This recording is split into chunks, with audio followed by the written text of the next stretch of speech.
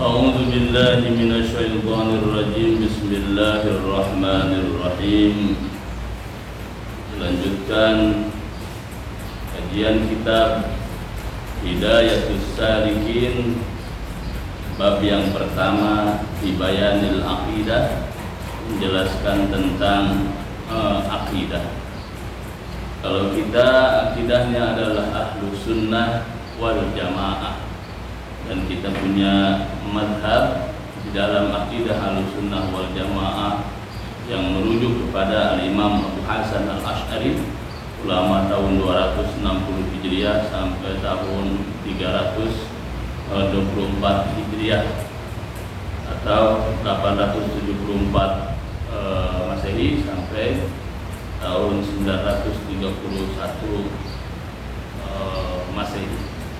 Juga kita bersandar kepada madhabnya Al-Imam Abu Mansur Al-Maturidi, ulama tahun 238 Hijriah sampai 333 Hijriah. Kita punya pegangan dalam berakidah kepada dua imam ini. Ini dalam ilmu akidah atau dalam ilmu tauhid, kita pakai dua madhab ini.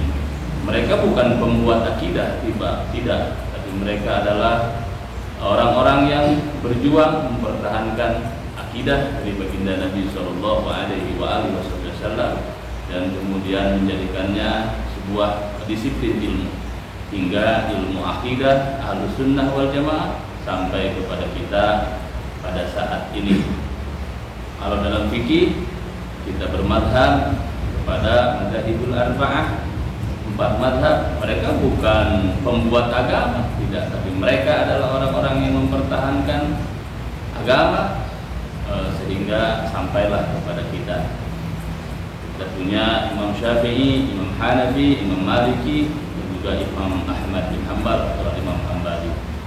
Kalau dalam ilmu tasawuf kita juga punya imam yang kita jadikan rujukan, yaitu Imam Abu Hamid Al-Ghazali, atau kesininya Imam Abu Hasan Asy-Syadzili, juga Syekh Abdul Qadir Al-Jilani pada sallallahu surahul aziz. Kita lanjutkan bab yang pertama, fi bayanil aqidah, menjelaskan tentang akidah, yaitu akidah yang Ahlus Sunnah wal Jamaah, dan wajib kepada orang yang akil balik, yang berakal dan juga balik, mengetahui, tahu dan yakin bahwasanya Allah Ta'ala wahidun la syarika lahu. Allah itu wahidun esa, la syarika lahu, tiada sekutu baginya, enggak ada teman, enggak ada kawan bagi Allah. Wahidun esa, satu. Fardun la nazira lahu, Allah juga tunggal, tidak ada baginya nazira lahu, bandingannya, dan tidak bisa dibanding-banding karena Allah fardun, tunggal. Azaliyun la bidayata lahu, Allah juga azali, la bidayata lahu, tidak ada bagi Allah satu permulaan. Kalau kita ada, kita dimulai dari tidak ada, kemudian menjadi ada, dan nanti kita ditiadakan kembali, lalu diadakan kembali. Itu yang dinamakan kita mengalami 2 kali mati, 2 kali hidup. Pertama, kita tidak ada di alam ruh, kemudian ruh itu dipindahkan Allah ke alam rahim, dimasukkan Allah ke dalam janin, kemudian kita diadakan kembali oleh Allah lahir ke alam dunia yang saat ini kita jalani. Nanti kita akan dimatikan Allah, berpindah kita ke alam barzakh. Awal safaril akhirah, permulaan perjalanan akhirat adalah alam barzakh. Nanti kita dibangkitkan kembali, nah namanya yaumul ba'ats, hari kebangkitan. Setelah itu baru kita akan melewati alam-alam akhirat, nanti melewati alam mahsyar, alam hisab, alam mizan, kesananya mengalami alam surga dan juga neraka. Naudzubillah min dzalik. Sarmadiyun la nihayata lahu, Allah juga sarmadiyun, kekal, La nihayata lahu, tidak ada bagi Allah itu kesudahan. Kalau kita ada kesudahan, kita lahir, anak kecil, remaja, dewasa, tua, renta, habis, mati. Seperti itu. Allah tidak ada bagi Allah kesudahan atau penghabisan. Munazzahun an musyabbahatil makhluqat. Allah maha suci, maha bersih dan dibersihkan.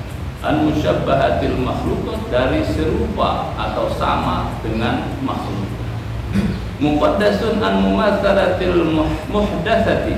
Allah juga muqaddasun, yang dibersihkan, an mumatsalatil muhdatsati, daripada sama dengan segala yang baru, segala yang baru-baru. Kita ini termasuk muhdatsat, baru, karena kita diciptakan.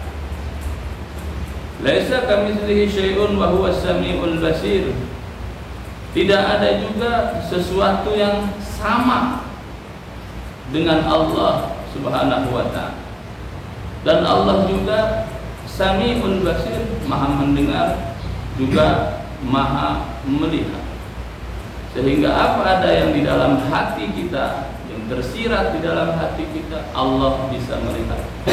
Sehingga suara hati kita pun Allah bisa mendengarnya. Laisa jismun musawwarun, kita juga mesti yakin bahwa tidak ada bagi Allah itu jisim yang ada rupanya, bisa digambar, bisa dirupa, bahkan bisa diimajinasikan. Tidak bisa Allah itu. Laisa jismun musawwar, bagi Allah tidak ada jisim. Jisim itu benda yang bisa dirupakan. Ta'ala Allahu 'anil intiqalati wal harakati wal hululi wal aqtari wal jihati. Allah maha suci 'anil intiqalat, daripada pindah-pindah. Pindah dari sini, pindah ke sana. Seperti kita manusia, keadaannya berpindah-pindah. Tidak ada manusia yang tetap keadaannya. Nah, maka orang bilang roda kehidupan berputar. Nah, seperti itu. Kadang ada di atas, kadang ada di bawah. Kita dari kecil menjadi remaja, pindah lagi kita menjadi orang dewasa. Setelah orang dewasa kita akan berpindah menjadi orang yang tua. Setelah tua kita akan berpindah lagi menjadi renta. Dan seterusnya, berpindah-pindah. Wal harakati, dan Allah maha suci, wal harakat, dari bergerak. Wal hululi wal aqtari wal jihati, dan Allah juga maha suci daripada mengambil tempat dan bertempat yang ditentukan, seperti suatu mana tempatnya atau di benua mana tempatnya. Allah tidak bertempat, karena Allah yang menciptakan tempat. Dan Allah juga wal jihati, tidak butuh arah, tidak butuh timur, barat, selatan, utara, tidak membutuhkan itu. Dan Allah dibersihkan dari arah-arah itu karena Allah yang menciptakan segala arah. Wala yahwihi makanun, Allah juga tidak butuh tempat karena Allah yang menciptakan tempat. Wala yuhsihi zamanun, dan Allah juga tidak ditentukan oleh zaman, oleh waktu, oleh masa. Allah manusia ciptaannya kayak kita ini ditentukan oleh waktu. Hidupnya, lahirnya hari apa, tanggal berapa, tahun berapa, matinya nanti itu sama, sudah ada ketentuan. Jamaah yang dirahmati Allah Subhanahu wa ta'ala, kemudian wajib pula kepada setiap-tiap akil balik, orang yang berakal dan balik, mengetahui hal-hal yang wajib, hal-hal yang wajib pada Allah Subhanahu wa ta'ala, dan yang mustahil bagi Allah. Dan yang demikian itu adalah wajib kita tahu. Yang boleh, yang jaiz, yang jaiz itu kita juga wajib tahu. Kita wajib mengetahui hal-hal yang wajib juga kepada utusan Allah, para rasul, juga hal-hal yang mustahil bagi para rasul, dan hal-hal yang jaiz, yang menang kepada baginda rasul.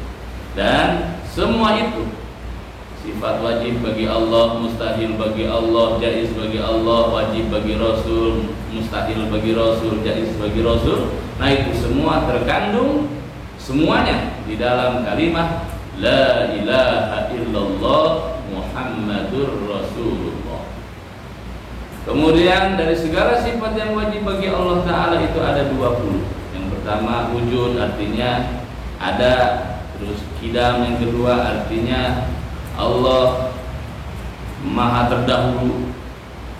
Baqa, Allah maha tetap. Qiyamuhu ta'ala binafsihi, Allah berdiri dengan sendirinya. Wahdaniyah, artinya Allah itu esa. Yang ketujuh qudrah, artinya Allah itu kuasa. Kedelapan iradah, artinya Allah maha berkehendak. Ilmun, Allah maha mengetahui. Hayat, Allah hidup. Sama, Allah mendengar. Basar, Allah melihat. Kalamun, Allah yang berkata-kata. Qadirun, Allah yang kuasa. Yang ke-15 muridun, Allah yang berkehendak. Alimun, Allah yang mengetahui. Hayyun, Allah yang hidup. Ke-18 sami'un, Allah yang mendengar. Ke-19 basirun, Allah yang melihat. Mutakallimun, Allah yang berkata-kata. Kemudian dilanjutkan dengan sifat yang mustahil bagi Allah, yaitu kebalikannya dari sifat yang wajib. Wujud, Allah ada, maka lawannya dari wujud itu tidak ada. Ada. Nah Allah itu mustahil ada, mustahil tidak ada, dan seterusnya.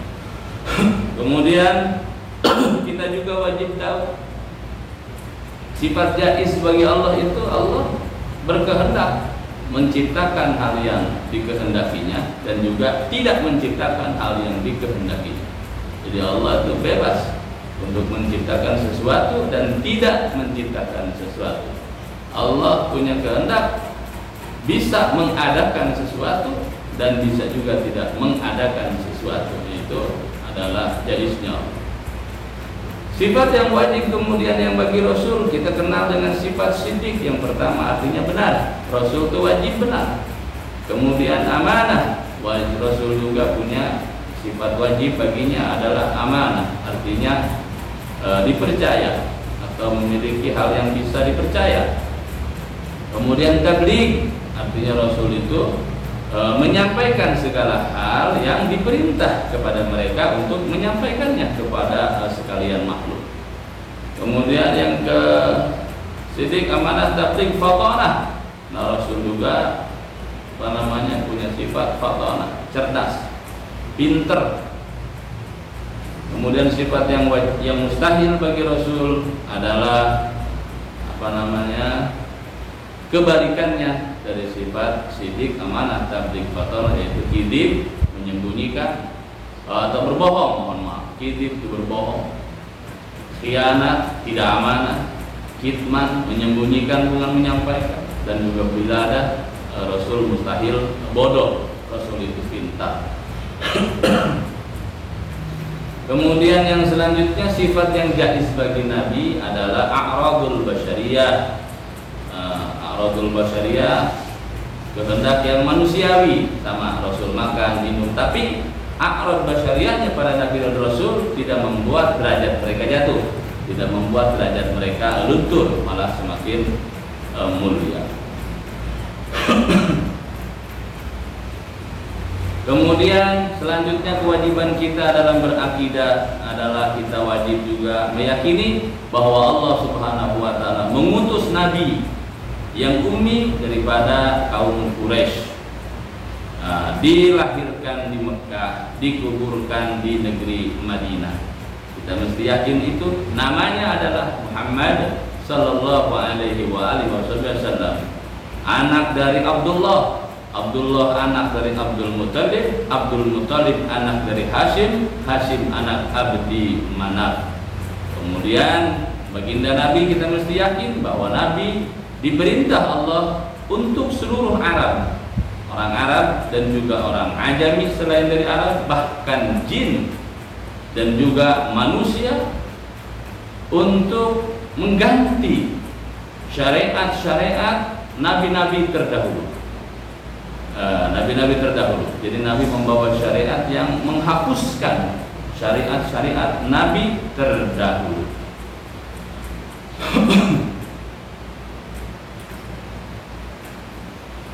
Dan juga kita mesti yakin bahwa Nabi itu adalah penghulu segala manusia.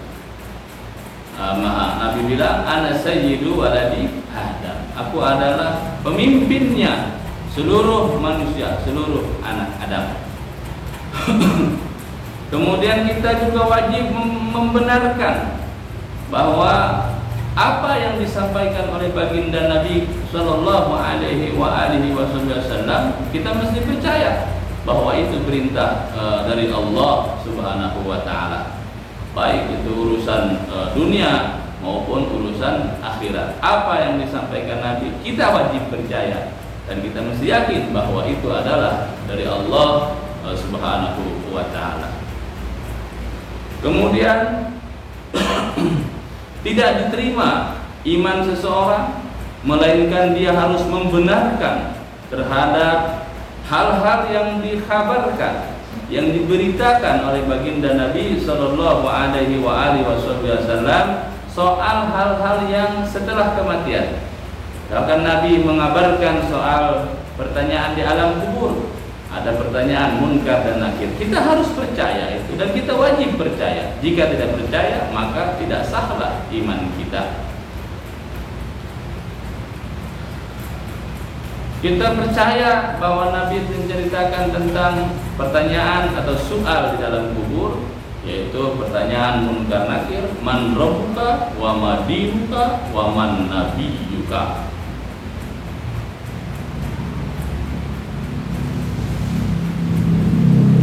Artinya kita percaya segala apa yang disampaikan oleh baginda Nabi Sallallahu Alaihi Wasallam, dan kita percaya bahwa ada pertanyaan dalam kubur, ada juga siksa di dalam kubur bagi orang yang bermaksiat, dan ada kesenangan di dalam kubur bagi orang-orang yang taat. Kemudian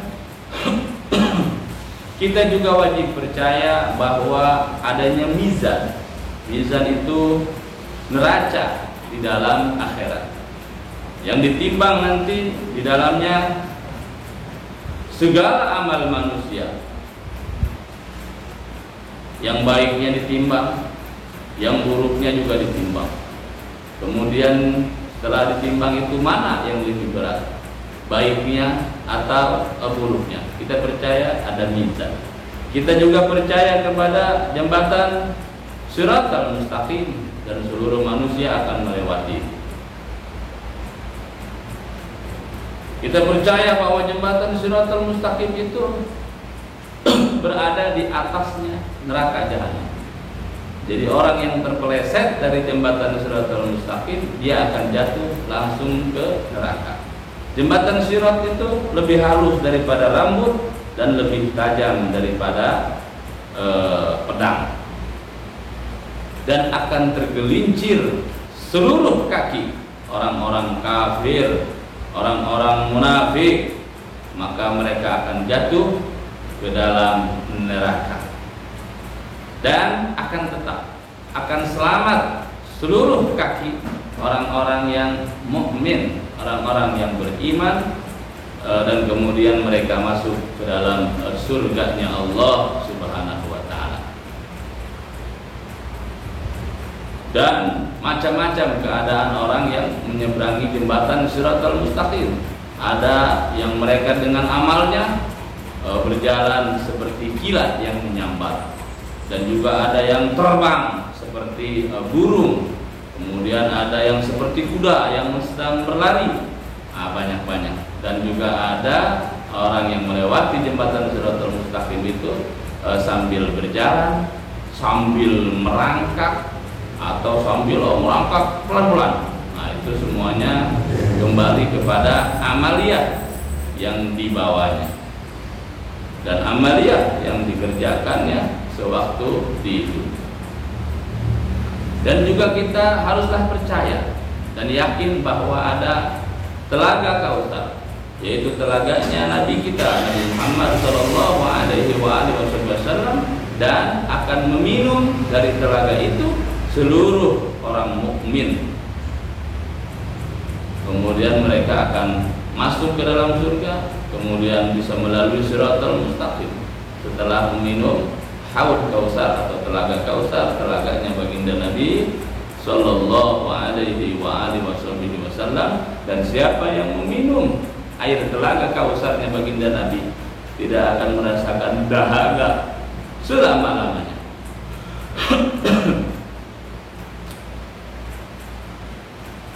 Dan air telaga Kausar itu, luasnya telaga Kausar itu sebulan, perjalanan sebulan, saking luasnya. Airnya lebih putih daripada air susu dan lebih manis daripada madu. Dan di sekelilingnya itu ada kendi ya, wadah satu-satu, dan itu bergemerlap bercahaya seperti cahayanya bintang-bintang. Dan juga kemudian kita wajib percaya akan adanya hisab, dan di sanalah tempat dihisabnya segala atau semua manusia. Ada yang hisabnya itu berat, ada yang hisabnya itu separuh saja, ada yang dihisabnya hanya sedikit. Nah, ini bergantung dari kita yang terjadi di dunia seperti apa. Kemudian kita juga percaya dan yakin, wajib yakin bahwa akan dikeluarkan seluruh orang yang beriman yang mengesahkan Allah dari api neraka, akan dibebaskan dari siksa api neraka, sehingga tidak ada yang tinggal di dalam nerakanya Allah seorang pun orang yang beriman. Nah, ini karena anugerah dari Allah Subhanahu wa taala. Jadi orang yang masih ada dalam hatinya iman, mengesahkan Allah, andaikan dia masuk neraka, dengan anugerah Allah kita yakini itu akan bisa membebaskan mereka dari nerakanya Allah Subhanahu wa taala. Kemudian kita juga wajib percaya bahwa akan adanya syafaat seluruh para nabi alaihi wassalatu wassalam. Kemudian ada syafaatnya para syuhada.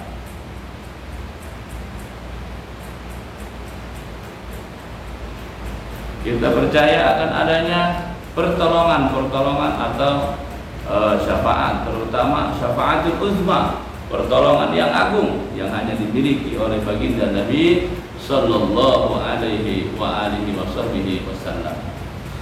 Dan kemudian kita juga harus percaya, harus yakin bahwa semua sahabat daripada baginda Nabi sallallahu alaihi wasallam itu semuanya adalah orang-orang yang adil.